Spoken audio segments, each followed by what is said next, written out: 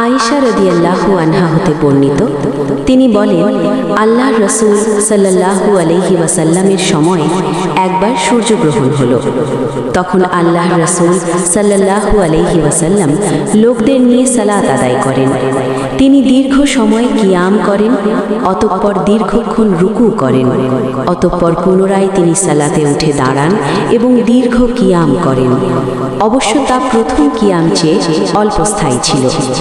আবার তিনি রুকু করেন এবং এই রুকুও দীর্ঘ করেন, তবে তা প্রথম রুকুর চেয়ে অল্পস্থায়ী ছিল। অতঃপর তিনি সিজদা করেন এবং সিজদাও দীর্ঘক্ষণ করেন।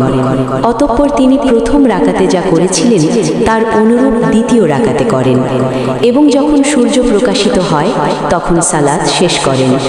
অতঃপর তিনি লোকজনের উদ্দেশ্যে খুতবা দান করেন। প্রথমে তিনি আল্লাহর প্রশংসা ও গুণ বর্ণনা করেন। অতঃপর তিনি বলেন, সূর্য ও চন্দ্র আল্লাহর নিদর্শন সমূহের মধ্যে দুটি নিদর্শন। কারো মৃত্যু বা জন্মের কারণে সূর্যগ্রহণ ও চন্দ্রগ্রহণ হয় না। কাজেই যখন তোমরা তা দেখবে তখন তোমরা আল্লাহর নিকট দোয়া করবে, তার মহত্ব ঘোষণা করবে এবং সালাত আদায় করবে ও সাদকা প্রদান করবে। অতঃপর তিনি আরও বললেন, হে উম্মতে মুহাম্মাদি, আল্লাহর কসম, আল্লাহর কোনো বান্দা জিনা করলে কিংবা কোনো নারী জিনা করলে আল্লাহর চেয়ে অধিক অপছন্দকারী কেউ নেই।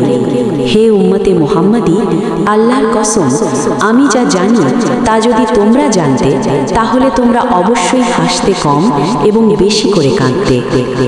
সহিহ বুখারী 1044। হাদিসের মান সহিহ হাদিস।